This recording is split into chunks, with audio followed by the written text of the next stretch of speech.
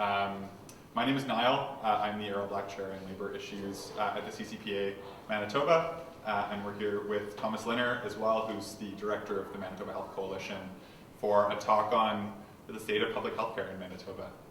It's good timing because we have a government who's really keen on public health, and so I think we have some information to share about sort of what directions this government should be looking to move. I also wanted to thank the Brandon University Faculty Association and the Brandon District Labour Council for their support of the event this evening, for helping us get out the word and bring all you wonderful folks out, as well as Busu, I believe, helped with some publicity. And also, we're going to be filming the event on this camera to put on YouTube later, so if you'd like to watch back the presentation, you're welcome to on our YouTube page. There's also some books and materials, some of our papers at the back, and a sign-up sheet if you'd like to be on our mailing list if you're not already. You can talk to Karen back there in the nice navy shirt. And also in front of you is a promo card for our Errol Black Chair brunch, which is happening in a couple of weeks, November 12th at the Fairmont in Winnipeg. We're going to be honoring Leslie Spillett as our Errol Black Chair honoree this year, and we're going to be having a keynote presentation from Megan Sinclair on reconciliation and austerity. So I think it's going to be a really exciting event and some good speaking. So if you'd like to come, or if you're part of an organization who'd like to buy a table, we would love to see you there, and there's still space. So without further ado, I'll start off with Doug Ramsey, who's going to give us some words, and then we'll turn it over to Thomas for his presentation. And then we'll go to me, and then we'll have a discussion period. Thanks. So not knowing this was going to be on YouTube, I don't have time to rewrite my remarks. Keep it positive, Doug. I'd like to thank everyone for coming. And it was the Labour Council and BUFA that were involved in this. All I can say is that I put signs up in the Student Center, and 15 minutes later they were all gone. So I would like to say that BUFA was not part of this event. So I know that's on YouTube, and I apologize for that. We're super proud to have the Errol Black Chair in Labour Studies at Brandon University. And I'm old enough and lucky enough that I got to know Errol Black quite well. And he was, for those that you don't know, was a professor of economics here for 30 years. He was also a city councillor for a dozen years. Born and raised in Brandon, and Brandon was in his heart. The only thing that we disagreed on was, I'm in the field of rural development. That's my department and what I do. And he said, Doug, rural doesn't matter anymore in elections. It's all urban. And I would try and disagree with him, and then there would be an election, like the one that we just had, and you would realize that it's the suburbs of Winnipeg that decide these things. I also sat on the Keystone board with Errol for a few years, in the last few years, when he was with us. And I saw a side of him that people often didn't. People saw him as slightly objectionable at times. But he actually renegotiated a lease for the Wheat Kings, between the Wheat Kings and the Keystone Center, with some big business and a big team owner who's now in the NHL, and it was a pretty good deal. So he had good negotiation skills, right? And he was just really forthright and honest with people in his opinion. Something else that people might not know in his time in city council, he used to be a chain smoker. And he actually researched and wrote the smoking restrictive bylaw for the city of Brandon that cities throughout North America after that sought. And the reason I'm saying that is it's a segue to the importance of research. He did a lot of research on that. And he was well informed when he presented to councillor as a former chain smoker. Right? It was really important to him that this happened. And so he as all of us in academia believe in the importance of independent research. It helps inform what we do and the dissemination of that. And that's what these things do. And that's what I like about the CCPA is that the work gets out there for us to be able to use to improve our lives. You kind of mentioned the election, but I wanted to just chat about that. We just went through an election, and I'm a canvasser, and I literally heard healthcare at almost every door. Of the people that had issues, some people just nod and the world's like it is. But of those that had issues, most had concerns about healthcare. And many of those articulated in detail the personal, familiar, neighbor, work colleague that had an issue with healthcare. And we saw it in the polls, and it was the #1 issue for the victorious party. And I think that these are important points as we come in tonight because it's under threat. And we know we have a health science faculty here, and we hear about quality and we hear about access, but what we're hearing about recently is burnout, and do people want to do this as a career? And for me personally, I don't want to give away your conclusion, private's not the answer. The public system can be improved, and I think now's the time for that to happen. The other reason this is timely is just down the road in Alberta, we have a government that's talking about pulling out of the Canadian pension program. So that's relevant to what we're going to talk about tonight because things are under threat, and it really concerns me as a citizen and as an academic. So I'm really looking forward to hearing the talk tonight. So thank you for coming.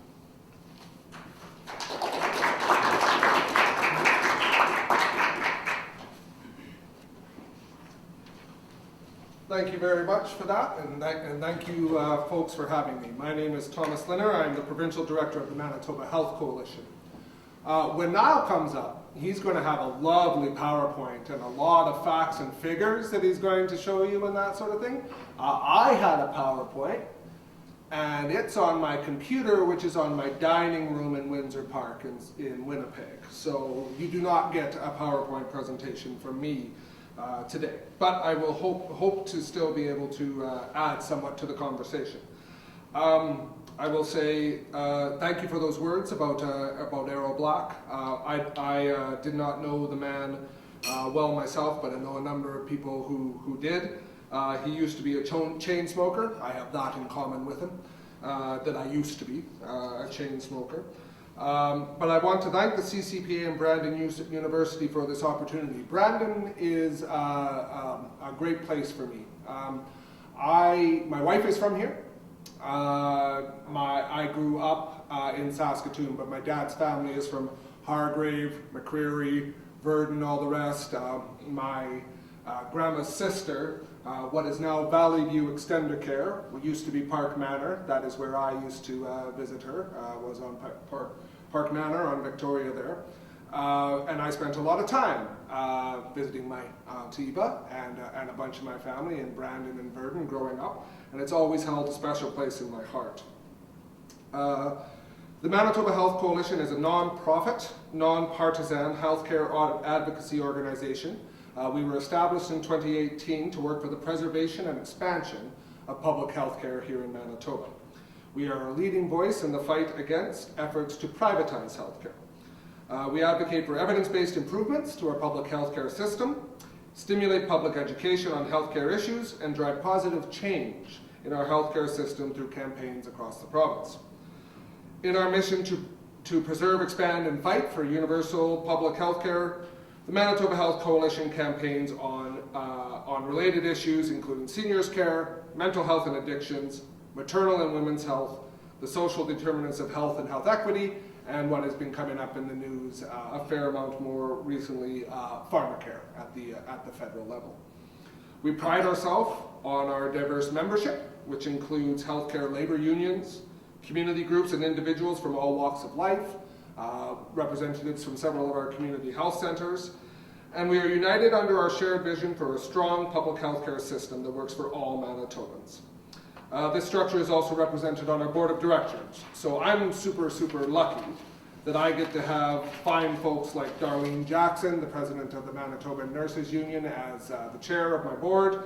My vice chair is Kemlyn Nemhard, who is the executive director of the Women's Health Center, which does the majority of abortions in Manitoba and helps to coordinate those others that exist, that take place in other parts of the province as well. Molly McCracken with the CCPA is also on my board of directors. And it's a pretty impressive roster. And I think it's neat that I get to bounce ideas off of these really smart people who help me not look like a silly person when I come and talk to folks like you. So I am here to talk to you today about the need to put public health care over private profit in Manitoba healthcare. Our healthcare system is now at a crossroads. Most major primary care clinics are under stress and at risk of failing.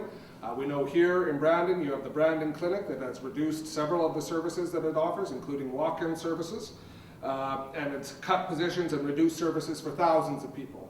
All of those people are going to end up somewhere. From emergency care to home care in every major center in Manitoba and beyond, the entire system is at a breaking point, caused by Pallister decisions to close emergency rooms and privatize services. Manitobans believe that everyone in our province has the right to the care they need when they need it, regardless of ability to pay. And it is vitally important that we address the staffing crisis Manitoba's hospitals, clinics, personal care homes, and home-based services are facing. So in order to solve this crisis, the Manitoba Health Coalition would contend that we must put an end to the urgent threat of privatization in our healthcare system. At every step, the push for increased private delivery of healthcare services, from out-of-province and out-of-country surgeries and diagnostic services to the private providers of home care services, has led to less transparency, staff being poached from the public system, and higher or hidden costs and worse outcomes for patients and families. We were founded in 2018 because people like those in this room decided that the unique threat to public health care posed by Brian Pallister needed a response, and that all of these dangers were coming down the road. So we were on the front lines of the fight against Pallister-era cuts and privatization efforts that weakened our capacity through the critical care system prior to the arrival of COVID-19. Now, here's one thing I will not do. I will not blame Brian Pallister or Heather Stephenson for COVID-19. I'm a fair-minded person, so I would like to make that clear. But they certainly made our ability to respond to that crisis worse, and efforts to come out of the pandemic. It certainly has had a huge impact on that. And when you think about it, there was no way for it to be any other way. When you close half of Winnipeg's emergency rooms, privatize the air ambulance services, go to war with frontline workers, including nurses and healthcare staff, by imposing a wage freeze and then representation votes on all of those healthcare workers, deliberately as a cost-cutting measure, cut ICU beds from the major hospitals, HSC and St. Boniface in Winnipeg, cut and then fully privatize outpatient services, cancel $1 billion in health capital, and rapidly privatize home care and do nothing to stop the abuse by private and for-profit personal care home operators, it's going to have an impact on your healthcare system. All of those things happened in the 2 years prior to the pandemic hitting Manitoba and hitting our hospitals, our clinics, and patients across Manitoba. So during the second wave of COVID-19, Manitoba had far and away the highest rate of death for long-term care residents amongst the provinces, especially in for-profit facilities. Overall, Manitoba has had the second highest rate of deaths in Canada, still to this day, from COVID-19, behind only Quebec. So all of this brings us to the present day, as Doug alluded to a little bit earlier. So the Manitoba Health Coalition believes that the recent election result presents an opportunity to move on from the last 7 years of cuts, chaos, and privatization, and to move forward with a plan to put patients and families first within a strong public healthcare system. And it is our sincere hope that the new Premier and the new Health Minister, who have seen firsthand the real-world impact of Pallister-era cuts to emergency rooms, critical care capacity, and seniors' care, will understand the importance of listening to frontline healthcare workers. So we are encouraged by their gesture earlier this week to reach out to healthcare workers, to speak out to healthcare workers, asking them to stay in their jobs, for one thing, but for another, just speaking to that need for a rebuilding of that relationship that has been so damaged over the last 7.5 years. And we are also pleased, a little bit more focused on the priorities of the Manitoba Health Coalition, to see at the decision to pause operations of the provincial government's privatization-focused Surgical and Diagnostic Recovery Task Force. So, we have been a leading voice against the decision by the provincial government to set up the Surgical and Diagnostic Recovery Task Force in the manner in which it was set up, but secondly in the decision to sign secretive contracts with out-of-province and out-of-country clinics. I have spoken to any number of people within the healthcare system, some who have spoken up, and some who have not spoken up for fear of reprisal, some who have spoken up and then who have faced reprisal for their opposition to the actions of this task force. I want it to be very clear to people, and this is going on the record and onto YouTube, that the Diagnostic and Surgical Recovery Task Force was an entirely political body that was set up entirely to contract out as much surgical and diagnostic capacity as possible in the province of Manitoba. There was no intent in that task force to look at actually what would work for the public healthcare system and what would work for the majority of Manitobans. You don't have to take my word for it. You can listen to doctors from the Canadian Spine Society, from Dr. Dan Roberts, from Dr. Nancy Koronic, from any number of doctors who have spoken up and tried to tell people what was actually happening, only to be dismissed by the previous government. So the pause on the operations to the Diagnostic and Surgical Recovery Task Force, Manitoba Health Coalition applauds that, and we need to see more of that kind of action from this government as we go forward. Perhaps the most egregious contract that was signed by the Diagnostic and Surgical Recovery Task Force was the one signed with Canby Surgeries in Vancouver.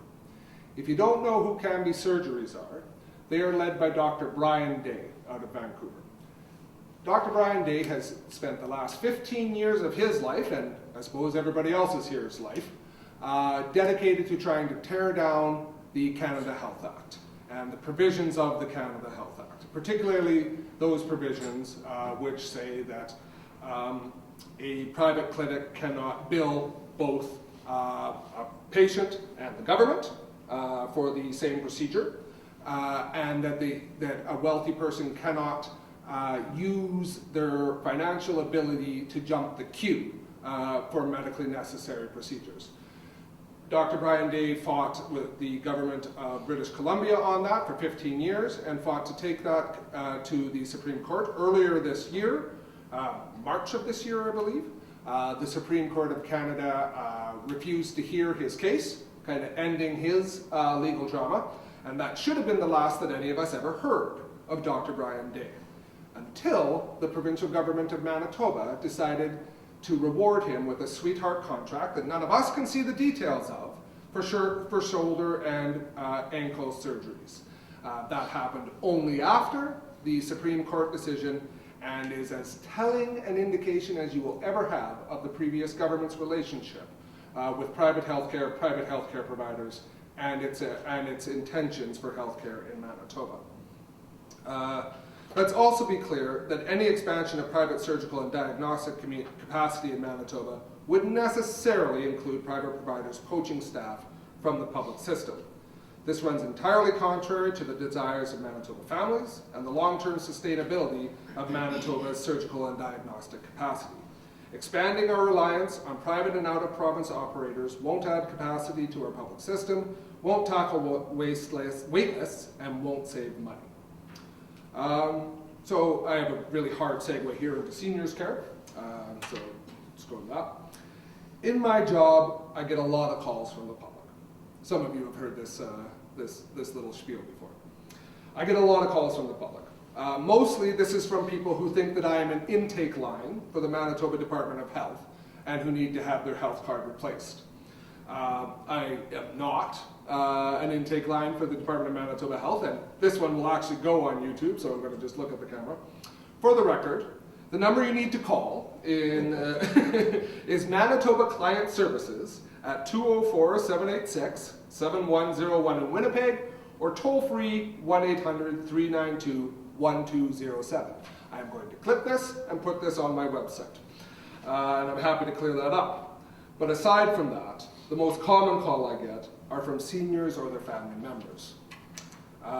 Nowhere has privatization been more rampant and with less scrutiny than in seniors care in the province of Manitoba.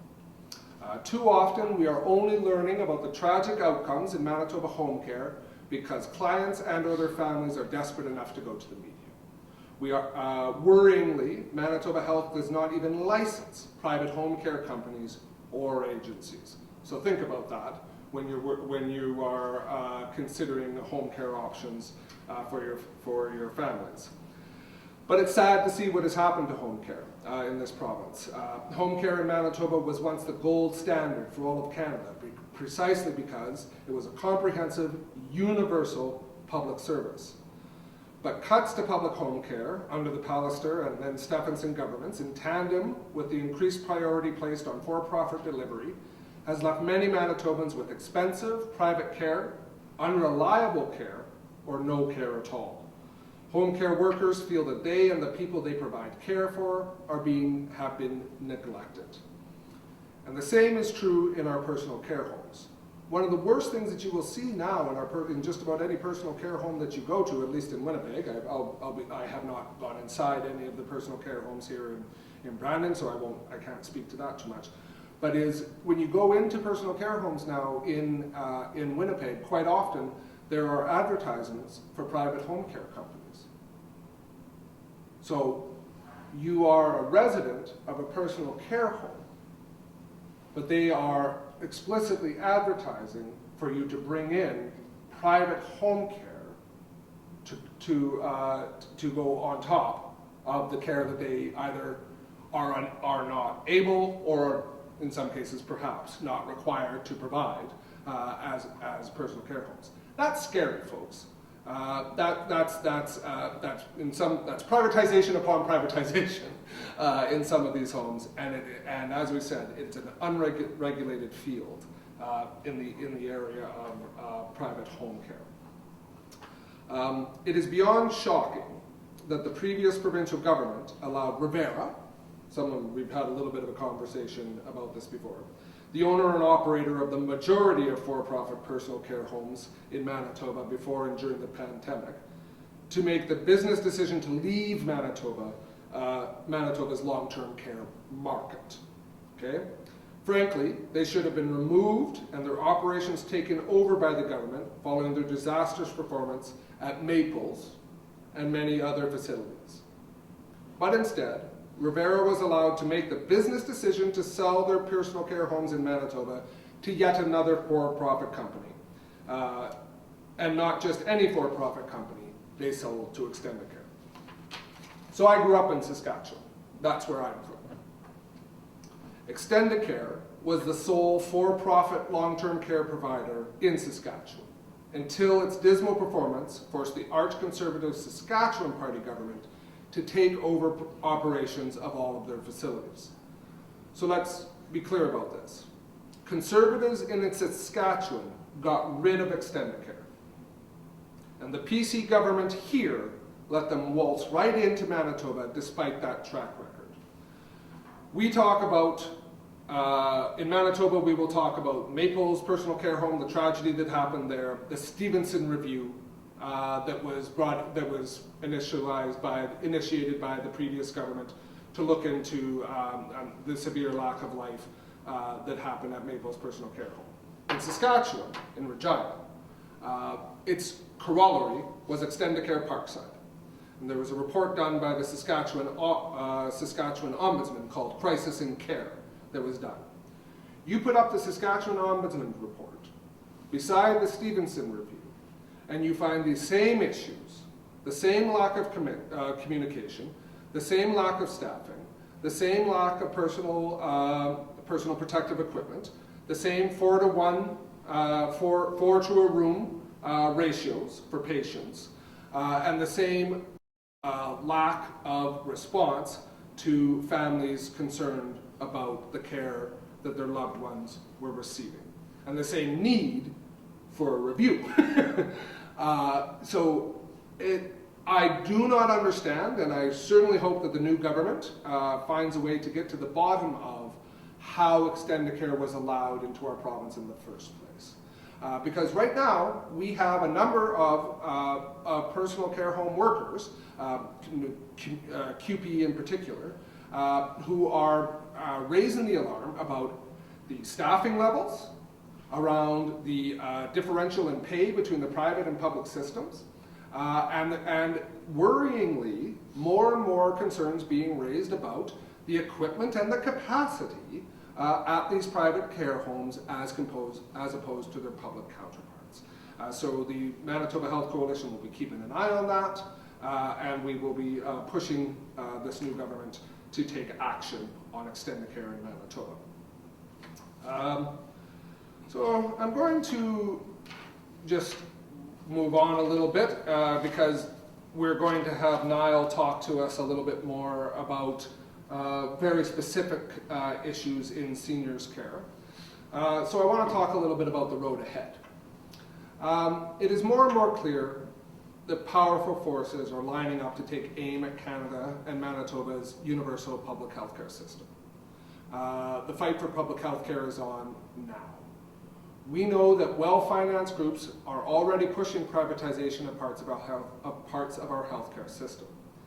You can see this in the roadshow organized by the Canadian Medical Association in partnership with the Globe and Mail, asking the provocative question about if we need more private health care in our public health care system.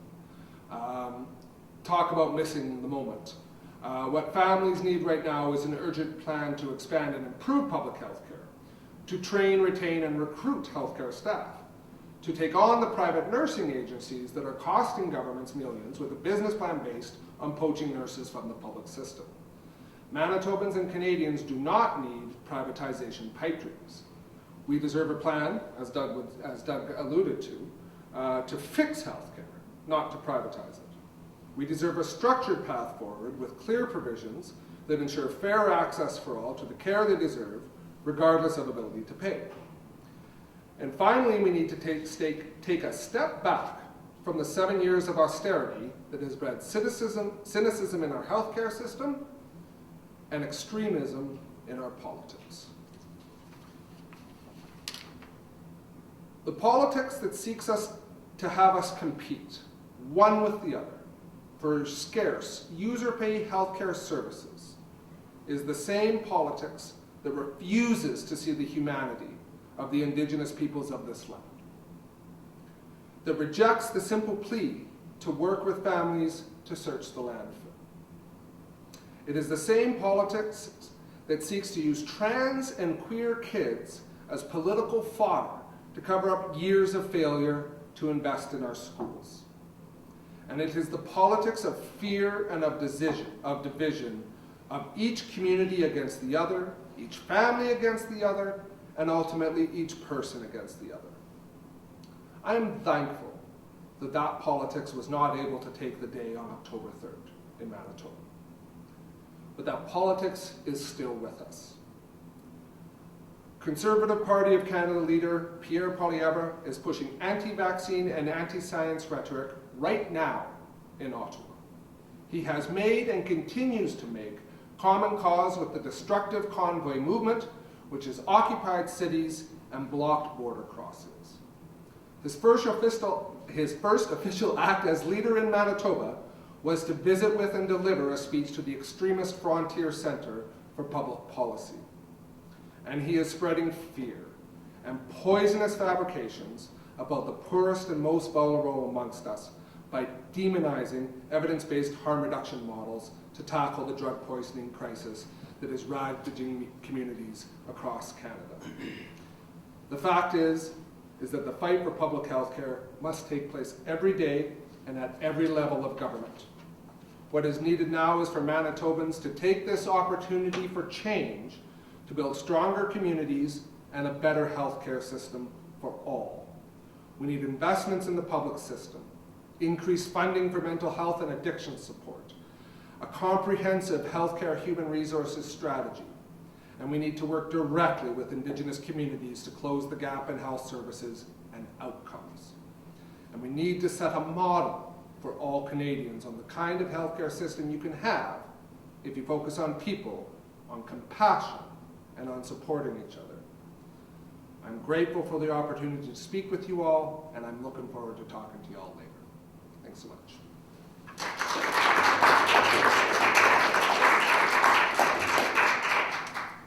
Facts and figures, who needs them? Thanks, Thomas, for that speech. So Tom's given you the sort of barn burner preacher speech. I'm going to stand behind my facts and figures, if you'll indulge that. Let me just get this presentation up first.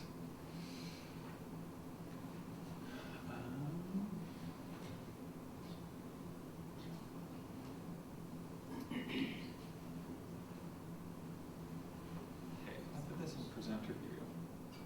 Yes, you all see what I see. That's not what I wanted.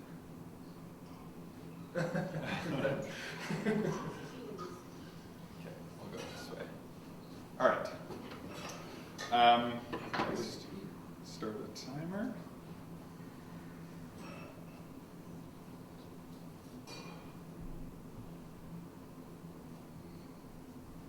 Yeah, there we go. It's probably a good idea, yeah. Perfect. Thanks so much for coming, everyone. So I'm going to be sort of zooming in on one sector of healthcare. Tom's has given us the sort of broad perspective. I'm looking specifically at long-term care and home care in Manitoba. So I'm going to be presenting some of the findings from a report we published in August called Revitalizing the Conditions of Care, which is about supporting long-term care workers and home care workers in the recovery from COVID-19. This is part of a national project that the CCPA has been a part of out of our national office called Beyond Recovery, which is looking at how do we support a gender-just recovery from COVID-19. So there's three main projects. There's one here in Manitoba, which is on continuing care. There's another one in BC on women who are working in hospitality and accommodation sector. There's another one from the East Coast. And Catherine Scott, our national office, has been writing reports on sort of what are the gender dynamics of the economic recovery from COVID. So I'd really urge you all to check out some of that other research. What Catherine has done at the national level has been really interesting. So this presentation or this report, what we really wanted to do was try and bring the conversation around home care and long-term care back into the public consciousness. These two issues were obviously huge throughout the early days of the pandemic. Manitoba was at the center of the national debate over public versus private delivery of long-term care specifically, and here in this province we witnessed the tragic death of over 700 residents in personal care homes.